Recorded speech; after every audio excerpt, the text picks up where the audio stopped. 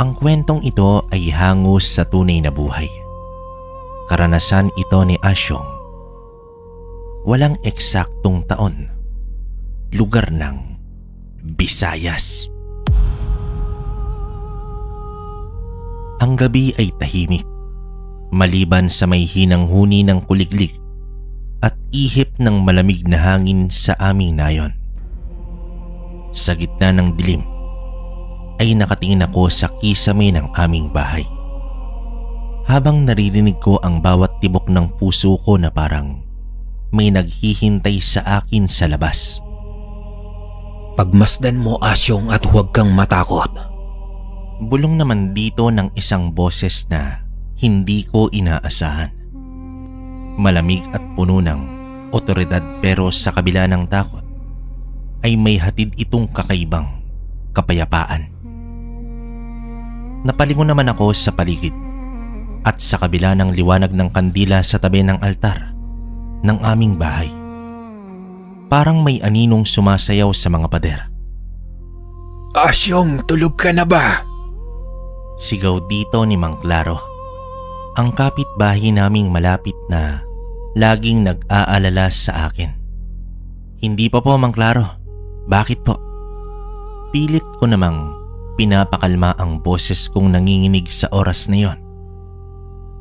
Sa totoo lang ay gusto kong maniwalang normal ang gabing yon. Pero ang lamig na dumadapo sa likod ko'y parang may nagpapahiwatig na kakaiba. Mula nung bata pa ako ay sinasabihan na nila akong antingero. Isang taong nagtataglay ng mga talismang nagpoprotekta sa akin mula sa mga nilalang na hindi natin nakikita. Hindi ko rin naman ito hiniling, pero hindi ko rin maiwasang tanggapin na ito ang kapalaran ko. Muling bumalik ang boses sa isip ko. Asyong, ilabas mo ang anting-anting. Gamitin mo ito ngayong gabi.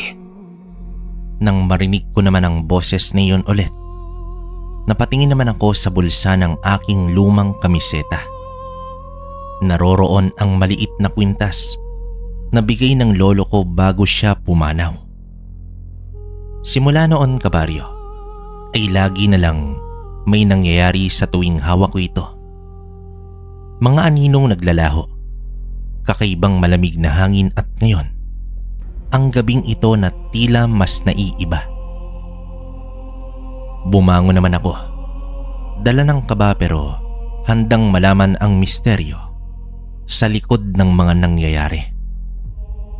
Sa unang hakbang palang palabas ng pintuan ay sumalubong ang hangin na parang boses na bumubulong.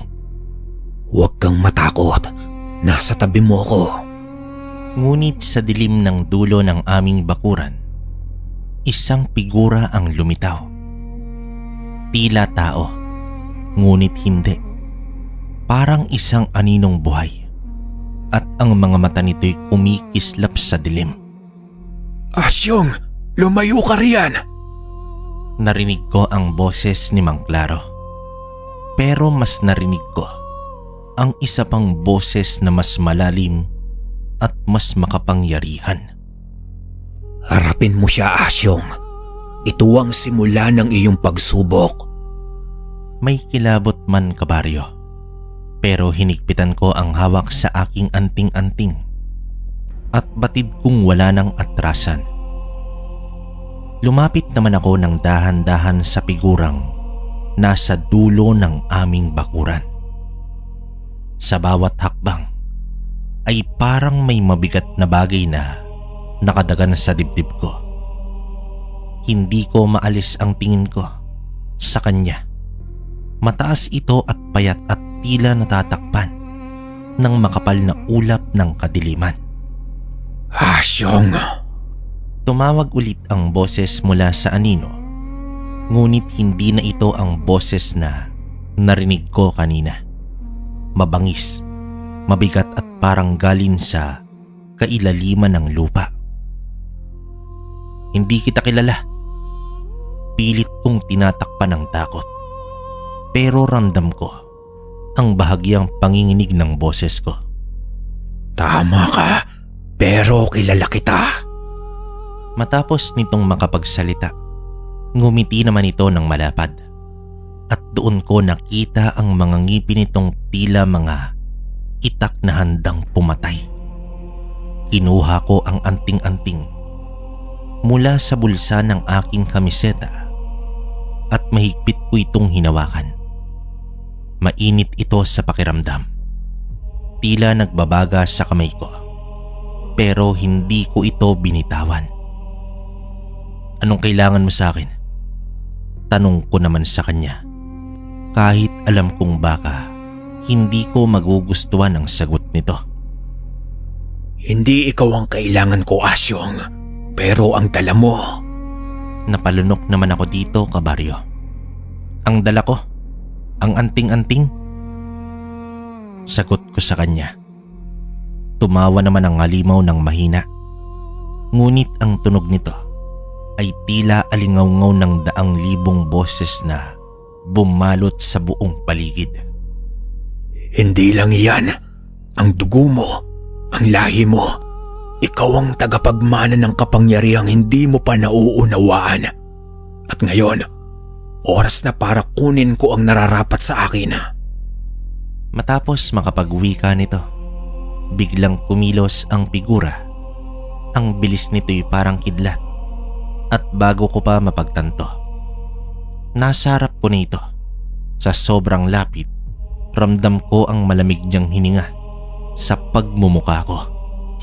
Hindi mo ako madadala. Itinaas ko ang anting-anting sa pagitan namin. Ang liwanag na lumabas mula rito'y nakakasilaw talaga. Napaatras ang nilalang. Sumigaw ito ng napakalakas at tila nasusunog ang kanyang anyo. Hindi mo alam ang sinimulan mo, Asyong. Sigaw dito ng halimaw habang unti-unti siyang natutunaw sa harap ko. Hanggang sa nawala ito ng tuluyan. Bumagsak naman ako sa lupa. Hinihingal habang nararamdaman ang bigat ng nangyari. Asyong, Nagbalik ang malamig ngunit payapang boses. ginising mo ang iyong kapangyarihan. Ngunit tandaan mo, hindi ito ang huli. Marami pa ang darating. Ako ang gabay mo, ngunit ang laban ay sa iyo. Matapos kong marinig ang boses na iyon, napatingin naman ako sa hawak kong anting-anting. Ang dating simpleng kwintas, ngayon ay parang kumikislap na malagintong liwanag. Hindi ko man alam ang susunod. Isa lang ang sigurado ko. Ang buhay ko mula ngayon ay hindi na magiging tahimik pa. Ako si Asyong Kabaryo, ang antingerong may gabay ng anghel. At ang laban ko'y ngayon pa lang nagsisimula. Hindi ko inakalang magbabago ng tuluyan ang buhay ko sa isang gabi lang. Isang gabing tahimik ngunit puno ng mga bulong sa hangin at aninong gumagapang sa dilim. Isa akong simpleng antingero sa aming baryo na madalas lang ay nagpapagaling ng mga sinasabing kinulam o nagbibigay ng pampaswerte sa mga taong nangangailangan. Akala ko nung una yun lang ang papel ko hanggang sa dumating ang gabing yon. Sa bahay namin nagawa sa kahoy, nakaupo naman ako sa lumang bangko habang pinagmamasdan ang anting-anting na iniwan ng lolo ko. Hindi ito basta-basta. Ito ay magiging gabay mo kapag dumating na ang tamang panahon. Naalala ko pang bilin ni lolo sa akin noon.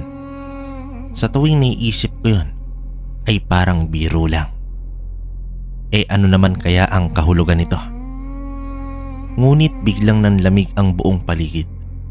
Ang kandila sa altar ay nagliyab ng mas maliwanag.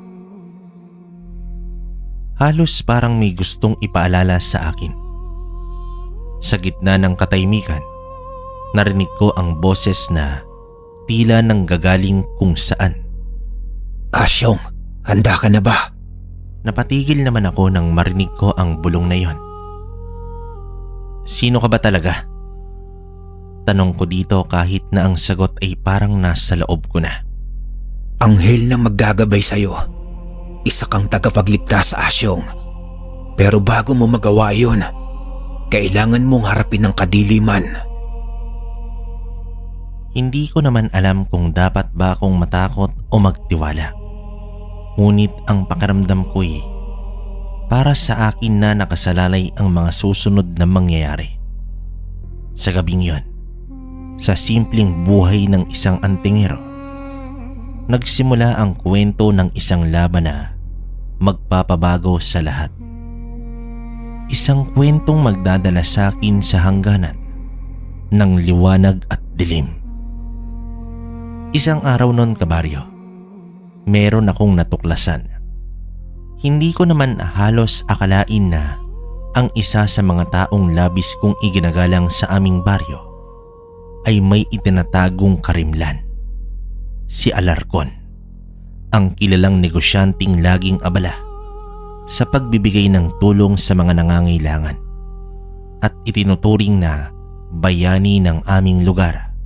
Sa tuwing may problema ang mga tao, ay laging siya ang unang nag-aabot ng kamay.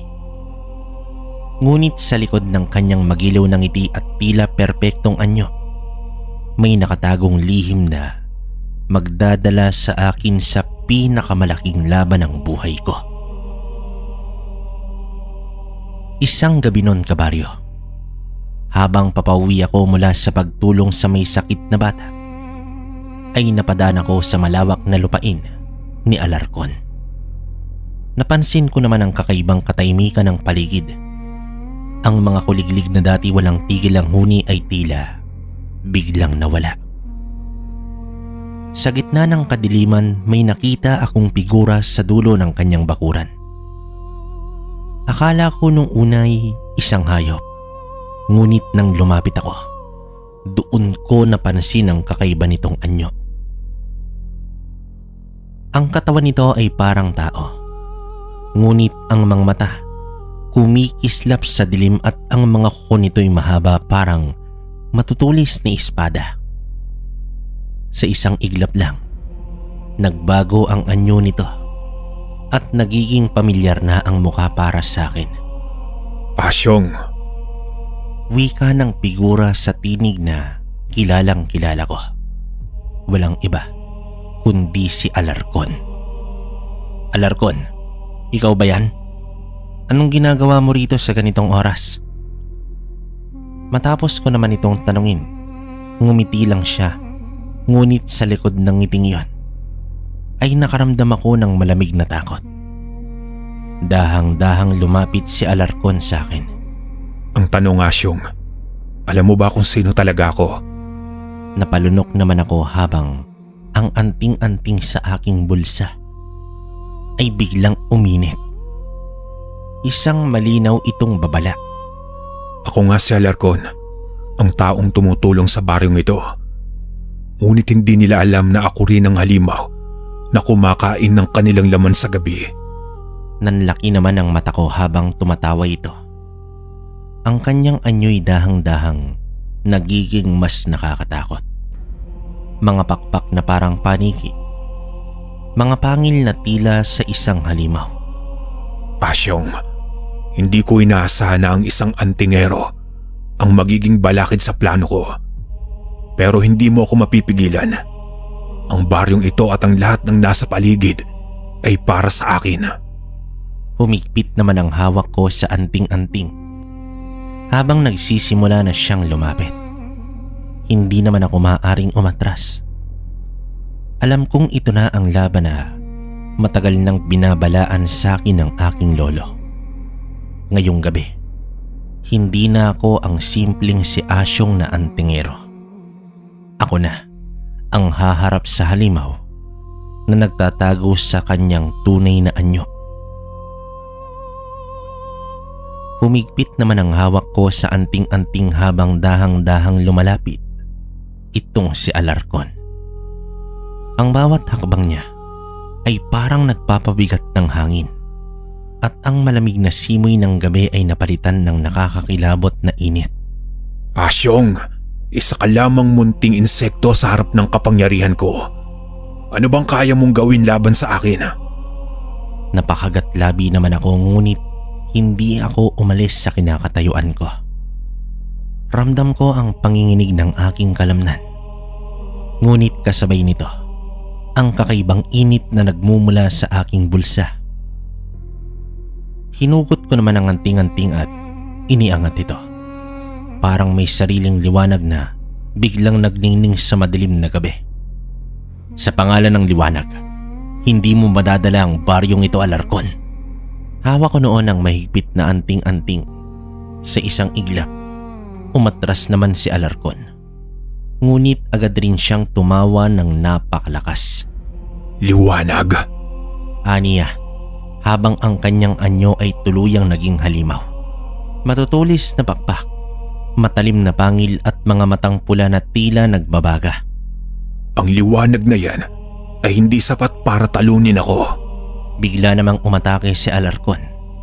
Ang mga kuko niya ay mabilis na tumama sa lupa malapit sa akin. Nag-iwan ito ng malalaking hukay. Umatras naman ako, ngunit ramdam ko ang lakas ng kanyang presensya. Agad kong binigkas ang dasal na itinuro sa akin ng aking lolo. Sa ngalan ng Diyos na makapangyarihan sa lahat, protektahan mo ko sa anumang masama. Sigaw ko dito kasabay ng paghawak sa anting-anting na biglang umapoy ng kulay asul na liwanag. Hindi ka makakatakas, Asyong. Sigaw naman dito ni Alarcon, sabay hampas ng kanyang pakpak na parang espadang may matatalim na gilid. Ang hangin na dulot nito ay halos tumilapon ako. Ngunit ang anting-anting ay naglabas ng liwanag na parang isang harang. Pinoprotektahan ako mula sa pinsala. Ngunit hindi ako nagpadala sa takot ko, kabaryo. Hinugot ko naman ang maliit na balisong na binasbasan ng lolo ko bago ito pumanaw. Kasabay nito, binigkas ko ang mga dasal na taglay ang kapangyarihan ng liwanag. Sa bawat pag-atake ni Alarcon, ay iniiwasan ko ang kanyang mga kuko at pangil. Ngunit mabilis siya at sa isang iglap ay naitulak niya ako sa lupa. Huli ka na, Asyong. Ang kanyang muka'y halos 1 pulgada na lang ang layo sa akin. Ngunit bago pa siya makapanakit ay biglang lumiwanag ang buong paligid. Isang malakas na boses ang narinig ko mula sa likuran. Alarcon, ang kadiliman mo'y tapos na. Lumingon si Alarcon at sa likod ko'y tumayo ang isang figurang may malalaking pakpak. Nagawa naman sa liwanag. Ang anghel na naggagabay sa akin. Hindi mo ako matatalo. Bago pa man magpatuloy si Alarcon, ay naglabas ang anghel ng espada na yari sa liwanag at humarang sa kanyang pag-atake. Asyong, ito na ang pagkakataon mo. Gamitin mo ang anting-anting at wakasan ang kanyang kasamaan. Tumayo naman ako kahit nanginginig pa rin ang katawan ko. Hawak ang anting-anting sa kaliwa at ang balisong sa kanan. Humarap naman ako kay Alarcon. Sa huling pagkakataon, sinigaw ko ang dasal na nagtutulak sa dilim. Sa ngalan ng liwanag at ng lahat ng banal, tapusin na ito. Tumalo naman ako papunta kay Alarcon, habang ang anting-anting ay naglabas ng liwanag na halos bumulag naman sa kanya. Sa isang mabilis na galaw, isinaksak ko ang balisong sa kanyang dibdib, kasabay ng pagdampi ng liwanag mula sa anting-anting. Sumigaw si Alarcon ng ubod ng lakas. Ang kanyang katawan noon ay biglang naglaho na parang alikabok habang ang kanyang sigaw ay unti-unting nilalamon ng katahimikan. Nakahinga ko ng maluwag, ngunit ang anghel ay ngumiti at nagsalita. Nagawa mo, Asyong. Ang liwanag ay nanaig muli. Sa gabing yun ay natapos ang laban, ngunit alam kong hindi pa ito ang wakas. Sa bawat halimaw na tulad ni Alarcon, naroroon ang tungkulin kong ipaglaban ang liwanag laban sa dilim. Pagkatapos ng sagupaan kay Alarcon, ay naramdaman ko ang biglang pagkawala ng bigat sa paligid. ang anting-anting sa aking kamay ay unti-unting lumamig, ngunit ang kakaibang liwanag nito'y nanatili. Sa harap ko ay tumayo ang anghel. Matayog, maliwanag at may presensya na parang nakakapawi ng lahat ng takot. Asyong, ikaw ay napili hindi dahil sa iyong lakas, kundi dahil sa iyong puso. Hindi ko naman alam kung papaano sasagot. Napaupo naman ako sa lupa. Hawak pa rin ang anting-anting habang ang mga mata ko'y nakatitig lamang sa kanya. Bakit ako? Isang simpleng tao lang naman ako. Hindi ko naman hiniling to. Ano bang meron sa akin? Ngumiti lamang ang anghel, ngunit ang ngiti niya'y may halong lungkot. Hindi ikaw ang pumili ng kapalaran na ito, Asyong. Ngunit matagal nang isinulat na ikaw ang magiging tagapagligtas ng mga inosente laban sa kadiliman. Hindi ito tungkol sa kung sino ka ngayon, kundi kung sino ka dapat maging. Tumahimik naman ako. Parang may mga alaala akong pilit na bumabalik. Ang mga kwento ng lolo ko tungkol sa mga halimaw na nagtatago sa dilim. Ang araw na ibinigay niya sa akin ang anting-anting at ang mga pagkakataong tila may misteryosong puwersa na nagligtas sa akin mula sa panganib.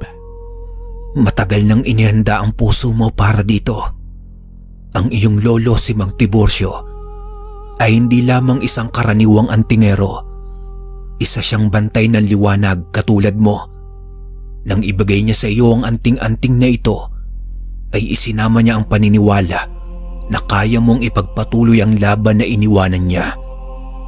Napayuko naman ako. Pilit inuunawang lahat ng mga sinabi nito. Pero hindi ko alam kung kaya ko. Natatakot ako. Paano kung magkamali ako? Wika ko naman sa kanya.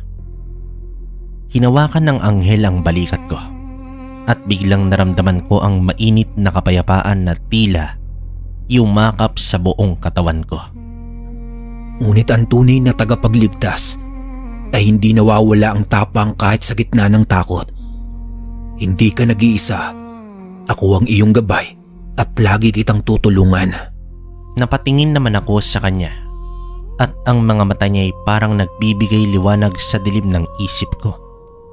Simula ngayon, kailangan mong alamin ang katotohanan sa bawat sulok ng iyong baryo. Ang mga halimaw na tulad ni Alarcon ay hindi nag-iisa. Ngunit hindi ka rin nag-iisa.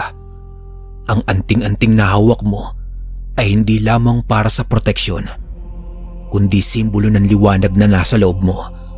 Gamitin mo ito hindi lamang para lumaban, kundi para magbigay liwanag sa iba. Sa mga salitang yon ay naalala ko naman ang laging sinasabi sa akin ng lolo ko. Ang liwanag ng anting-anting ay hindi galing sa labas. Nasa iyo na iyon. Isa ka lamang tagapagdala, Asyong. Ngayon, alam ko na ang ibig niyang sabihin. Tumayo naman ako. Ramdam ang bagong lakas at tiwala sa aking sarili. Ano ang kailangan kong gawin? Ngumiti naman siya at kasabay nito ay lumiwanag ang kanyang anyo. Simulan mo sa pagmamasid. Alamin mo kung sino ang mga nangangailangan ng tulong. Sundin ang iyong puso at ang liwanag na inilaan para sa iyo. Tandaan mo, Asyong, hindi lahat ng halimaw ay halatang halimaw. Ang iba'y nagtatago sa anyong tao, tulad ni Alarcon. Ngunit sa bawat kadiliman, naroroon ang liwanag mo. At sa gabing yon, sa unang pagkakataon, ay hindi ko na inisip kung bakit ako ang napili. Tinanggap ko na ang katotohanang ito ang landas na inilaan para sa akin. Mula sa pagiging isang simpleng antingero, ako na ngayon ang bantay ng baryo. Ang tagapagligtas laban sa mga halimaw na nagtatago sa dilim. Nagtungo naman ako ng terminal ng tren. Ayon sa isang pangitain na nakita ko sa aking panaginip. Hindi dahil gusto ko, kundi dahil sa isang hindi maipaliwanag na pakiramdam na hindi ko kayang iwasan. Pagkaalis ko sa bahay kaninang umaga ay nagsimula akong makaramdam ng kakaibang tensyon sa hangin. Ang mga tao sa paligid ay tila abala sa kanilang araw-araw na gawain. Ngunit para sa akin, parang may mabigat na nakatambad sa aking daraanan. Ibinangon ko ang aking anting-anting mula sa bulsa at naramdaman ko ang kanyang pag-init. Isang tahimik na paalala na may isang bagay na malupit na nagmamasid lang sa dilim. Bago pa man ako makarating sa terminal, ay nilapitan ako ng isang matandang manghuhula. Hindi ko naman ito kilala, ngunit sa tuwing nakakakita ako ng mga ganitong tao, alam kong merong dahilan. May mga mata siya na tila nakakakita ng higit pa sa ordinaryong tao. At sa mga mata niyang yon ay nakatagpo ko ng isang uri ng kalungkutan na hindi ko kayang ipaliwanag. Nasa terminal daw ang aking susunod na pagsubok. Ang mga salitang binitawan ng manghuhula ay nagbunsod sa akin ng takot.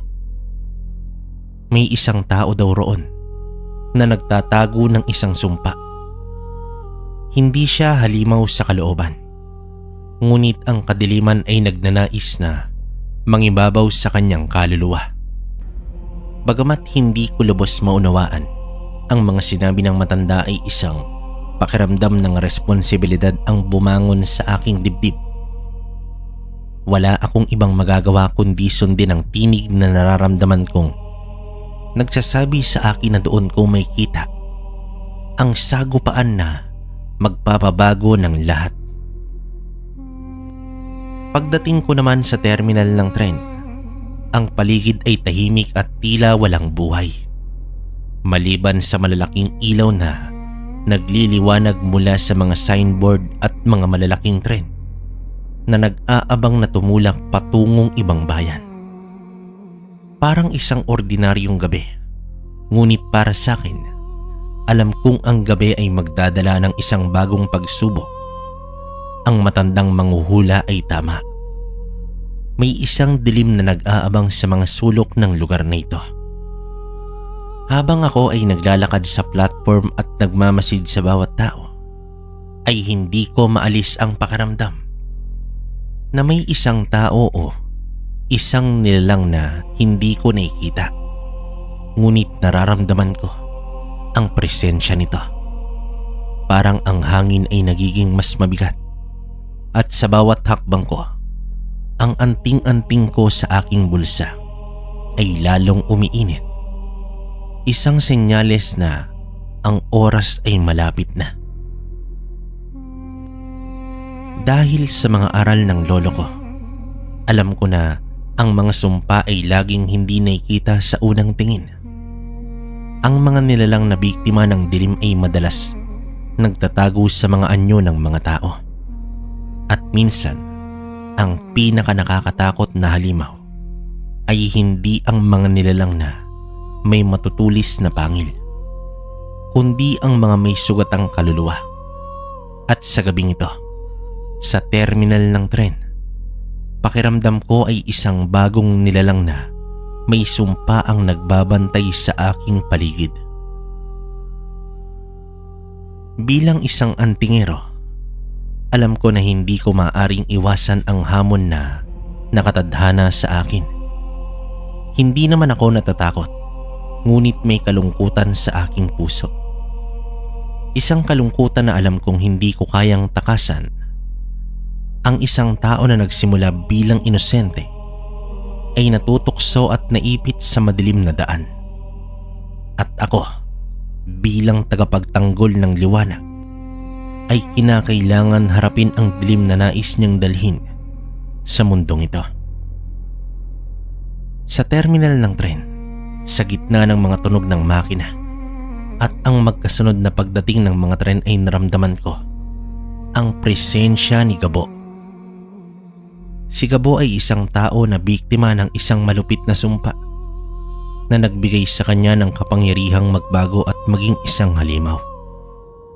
Ang sumpang ito ay hindi likas na nakuha sa pamamagitan ng kanyang sariling kagustuhan, kundi isang malupit na pagsubok na ipinataw sa kanya ng isang mapanlinlang na nilalang o isang masamang pwersa. Sa kanyang nakaraan, si Gabo ay isang mabuting tao, isang ordinaryong individual na may mga pangarap at pag-asa sa buhay. Ngunit isang araw sa hindi inaasahang pagkakataon, siya ay naipit sa isang dilim na nagmula sa isang kasunduan na hindi niya ganap na nauunawaan. Ang sumpang ito ay nagdulot sa kanya ng pagbabago. Mula sa pagiging isang masayahing tao, naging isang nilalang na puno ng galit, sakit at takot. Ang kanyang anyo ay nagbago. At ang mga bakas ng sumpang ito ay naging bahagi ng kanyang pagkatao. Sa kabila ng lahat ng ito, hindi naman tuluyang nawala si Gabo bilang tao. Ang kanyang kaluluwa, bagamat pinaglalaroan ng kadiliman, ay patuloy na umaasa at naglalaban upang makalaya.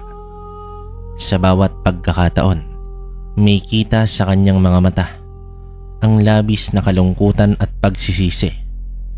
Isang tao na hindi kayang pakawalan ang kanyang nakaraan at isang nilalang na walang kontrol sa kanyang kasalukuyan. Si Gabo ay isang simbolo ng mga tao na naipit sa kanilang mga pangarap at pagkakamali. Mga tao nagsisikap makalabas mula sa dilim ngunit nahihirapan dahil sa malupit na mga puwersa sa kanilang paligid. Siya ay hindi ganap na masama, ngunit ang sumpa sa kanya ay nagiging sanhi ng kanyang pakikisalamuha sa mga nilalang ng dilim. Nararamdaman ko si Gabo. Hindi ko siya nakikita, ngunit ang hangin ay tila nabigla sa kanyang pagdating. Wala naman akong ibang magawa kundi sundin ang aking pakiramdam. Ang anting-anting na parang nagsasabing malapit na ang pagsubok. Hindi ko alam kung ano ang hinahanap ko, ngunit sa gabing ito, natutunan ko ang tunay na lakas ay hindi nagmumula sa kung gaano kalaki ang iyong tapang, kundi kung gaano katatag ang iyong paniniwala sa liwanag. Kahit na ang dilim ay matindi at malupit, patuloy na lumalamig at ang terminal ng tren ay biglang naging tahimik. Naramdaman ko ang isang kakaibang pagbabago sa hangin. Ang mga ilaw na nagliliwanag sa paligid ay tila nagiging malabo. Parang natatakpan ng isang hindi may paliwanag na ulap. Lahat ng tunog sa paligid ko ay nagsimulang maglaho.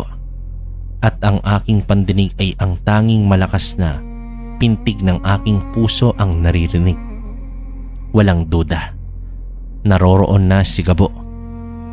Hindi ko siya nakikita, ngunit nararamdaman ko siya. Ang presensya niya ay hindi ordinaryo. Ang bawat hakbang ko patungo sa dulo ng platform ay tila naglalapit sa akin sa isang bagay na mas madilim at mas mabigat kaysa sa anumang nilalang na aking nakaharap. Ang anting-anting sa aking bulsa ay nagsimulang mag-alab ng mas maliwanag, at sa aking mga kamay nadama ko ang panginginig ng init. Sa isang iglap, nakita ko siya. Si Gabo ay nakatayo sa dulo ng platform. Nakayuko ang katawan, parang nakasubsob sa isang hindi nakikitang puwersa. Hindi ko siya makilala sa unang tingin. Ang kanyang balat ay puno ng mga marka at sugat na parabang siya'y sinaktan ng isang makapangyarihang sumpa. Ang kanyang mga mata na dating maligaya at puno ng buhay ay naging mapupungay, at ang mga ito ay naglalabas ng matinding galit at takot. At bago ko pa siya makalapitan, bigla siyang tumingala. Ang mukha ni Gabo ay nagbago. Ang mga anyo ng kanyang katawan ay nagsimulang magpalit anyo. Naglaho ang kanyang malumanay na anyo at pumalit ang isang nilalang na puno ng kapangyarihan at puot. Hindi mo kayang pigilan, Asyong. Hindi mo kayang labanan ang kadilimang sumasakop sa akin. Ito na ang kapalaran ko at wala nang makakaligtas dito. Wika nito. Ang boses niya'y parang nagsasabay na maraming tinig. Ang tunog ng kanyang mga boses ay parang daluyong ng hangin. At bago pa man ako makapag-react ay sumugod siya sa akin ng mabilis. Ang mga pangil at kuko na naglaho sa ilalim ng balat niya ay ngayon ay tumusok mula sa kanyang mga palad. Matutulis na parang mga pangil ng hayop. Ang kanyang mga mata, pula at naglalagablab, ay nagbigay ng kakaibang takot sa aking dibdib. Agad kong inilabas ang aking anting-anting at tinlian ko ang sarili ko ng mga dasal. Alam ko ang kanyang mga saloobin at ang kanyang puso ay puno ng kalungkutan. Ngunit ang puot na ngayon ay sumasalamin sa kanyang mga mata ay nagiging dahilan ng kanyang pagkawala. Hindi ko naman maaaring patagalin ang labanan, kaya't ang tanging magagawa ko ay ilabas ang liwanag sa gitna ng kanyang kadiliman. Mabilis ko naman siyang iniwasan, ngunit sa bawat hakbang na tinatangkang ilayo ko siya, gumugol ng mas maraming lakas ang aking katawan. Tumataas ang presyon ng aking dibdib, kabaryo. Ang kanyang mga mata ay parang nakikita ang lahat ng nakatagong sakit na tinatago ko. At ang galit na nanggagaling sa kanya ay naging pader na hindi ko kayang lampasan.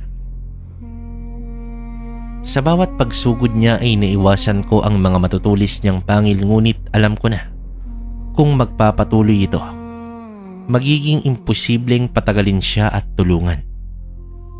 Wala na akong ibang paraan kundi manalangin na sana ang liwanag sa loob ko ay magtulungan upang mahanap ang tamang oras at pagkakataon upang iligtas siya sa sumpang bumabalot sa kanyang kaluluwa. Ang daluyong ng takot, galit at lungkot ay patuloy na lumalaki. Ngunit ang mga dasal sa aking isip ay patuloy na nagpapaalala sa akin na hindi lahat ng laban ay tungkol sa lakas. Minsan ang tunay na laban ay ang pagpapakita ng kabutihan sa harap ng pinakamatinding dilim. Sa terminal ng tren ay puno ng tensyon. Ang hangin ay tila hindi na humihinga at ang mga ilaw sa paligid ay nagmistulang, kumislap-kislap parang nag-aalangan ito. Ang bawat hakbang ko ay dahan-dahan.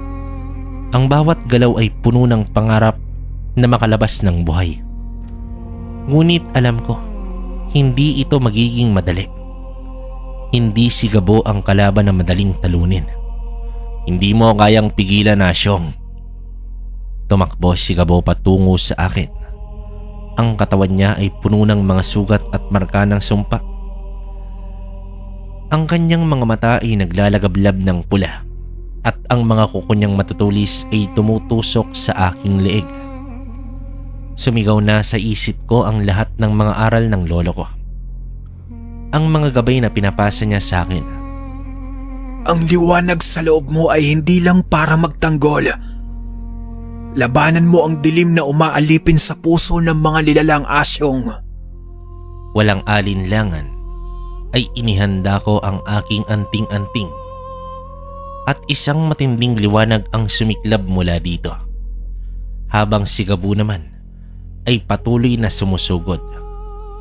Iniwasan ko ang matutulis niyang pangil at sabay na pinakawalan ang liwanag mula sa anting-anting. Tumama naman ito sa katawan ni Gabo. Tila hindi ito sapat upang mapigilan siya. Ang kanyang katawan ay patuloy na nagbabago. Ang puwersa ng kanyang galit ay nagiging mas malakas. Sumuko ka na, Asyong. Ang kanyang boses ay parang galing sa ilalim ng lupa. Hindi ko kayang sumuko, Gabo. Alam ko na may kabutihan ka pa sa loob mo. Hindi ka tunay na halimaw. Hindi pa huli ang lahat. Ang liwanag ng anting-anting ay patuloy na lumalabas. Nangingibabaw sa dilim na bumabalot sa kanya. Ngunit si Gabo sa kabila ng lahat ng kanyang galit at sakit ay patuloy na sumasagupa sa akin. Ramdam ko ang lakas at ang puot niya na nagmumula sa kaibuturan ng kanyang puso. Ngunit sa kabila nito, alam ko na hindi siya ganap na nawawala sa kanyang pagiging isang tao. Bumangon siya mula sa lupa. Ang mga mata niyang naglalagablab. Ngunit may konting kalungkutan sa loob ng mga yon. Hindi ko alam kung gaano pa ako katagal magtitiis, Asyong.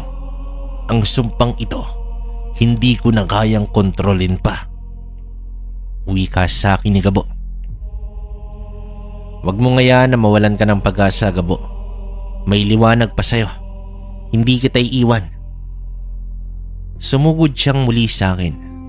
Ngunit sa pagkakataong iyon, mas matindi ang liwanag ng anting-anting. Ang kanyang katawan ay tumigil. Ang mga mata niyang unti-unting napupuno ng mga luha. At ang kanyang anyo ay unti-unting nagbalik sa isang forma ng tao. Tumumba siya sa lupa. Ang katawan ay bumabalik sa orihinal na anyo, na tila humihingi ito ng tulong. Hindi ko alam kung gaano katagal ang laban na ito. Ngunit sa mga sandaling yon, natutunan kong ang tunay na laban ay hindi palaging tungkol sa lakas. Minsan ang laban ay tungkol sa pagbibigay ng liwanag sa puso ng isang tao. Kahit na ang kanyang sarili ay naipit na sa dilim. Matapos ang lahat ng naranasan ko, mula sa matinding sagupaan, mga kalaban at lahat ng paghihirap na dumaan sa aking buhay, narito ako ngayon, nakatayo sa gitna ng terminal ng tren. Kasama ko si Gabo, na nailigtas na mula sa mga sumpa at kadiliman. Ang liwanag na patuloy na umaalab mula sa aking anting-anting ay hindi lamang naging gabay sa mga digmaan ko, kundi naging gabay din ito sa aking puso. Habang naglalakad kami ni Gabo palayo mula sa terminal, natanto ko na may isang tao o nilalang na hindi ko nakikita ngunit palaging nariyan. Sumusuporta palagi sa akin. Ang aking gabay, ang anghel na walang sawang nagmamasid sa akin. Hindi ko na kailangan magsalita upang siya ay maramdaman. Ang bawat hakbang ko ay tila may kasabay na pabor ng langit. Tumingin ako sa buong paligid. Sa kabila ng pagod at ng mga sugat ng katawan, naramdaman ko ang isang katahimikan sa aking puso. Ang mga pagsubok at digmaan na aking nilakaran ay nagkaroon ng kahulugan. Hindi lamang para kay Gabo, kundi para na rin sa aking sarili. Ang bawat hakbang na tinahak ko ay hindi lamang laban sa mga halimaw ng dilim, kundi laban din sa mga takot ko sa aking sarili. Ang takot na hindi ko kayang magtagumpay. Ang takot na baka mabigo ako sa mga ipinagkatiwala sa akin. At ikaw, aking gabay, bulong ko sa hangin, na para bang alam kong naroroon lang ito, kahit hindi ko naman siya nakikita. Patawad kung minsan ay hindi ko naramdaman ang iyong presensya, pero alam kong nariyan ka sa bawat sandali. Walang sagot ngunit ang hangin ay tila humaplos sa aking balat. Isang senyalis na siya ay naroroon at ang gabay na aking pinanghahawakan ay hindi malabo. Ang gabay na iyon ay hindi isang imahe ng lakas na nakikita ko sa aking mga mata, kundi isang hindi matitinag na paniniwala sa bawat hakbang na ginagawa ko. Alam kong hindi ako nag-iisa. Salamat sa lahat, gabay ko. Patuloy kong bulong habang ang mga ulap sa kalangitan ay tila nagbukas upang magbigay daan sa liwanag ng buwan. Salamat sa pagtulong sa akin na makita ang liwanag kahit sa pinakamadilim na oras. Isang malamdam na liwanag ang sumiklab mula sa kalangitan. Hindi ko naman alam kung ang liwanag na iyon ay mula sa aking gabay o mula sa aking puso na natutong tanggapin ang bawat aspeto ng aking pagkatao. Ang mga pagsubok ko ay hindi natapos, ngunit sa bawat hakbang na ginagawa ko, alam ko na ang gabay ng aking anghel ay palaging magbibigay liwanag sa bawat dilim na aking daraanan. Hindi ko na kailangan tanungin kung saan ako patungo. Ang puso ko ay tumitibok ng matatag at ang gabay ko, ang anghel na hindi ko nakikita ngunit palaging naroroon. Magiging aking liwanag ito at lakas sa bawat hakbang ko patungo sa hinaharap. At sa huli, natutunan ko, hindi lahat ng laban ay para sa sarili. Minsan ang mga laban ay nagsisilbing paghahanda upang matutunan natin kung paano maging ilaw para sa iba. Hanggang dito na lang ang kwento ko, kabaryo. Maraming salamat sa iyo. Mga kabaryo, hanggang dito na lang muna ang kwento natin ngayong araw. Naway merong kayong napulot na aral at may natutunan kayo sa kwentong inilahad natin. Muli, maraming salamat sa patuloy na pagsuporta po ninyo.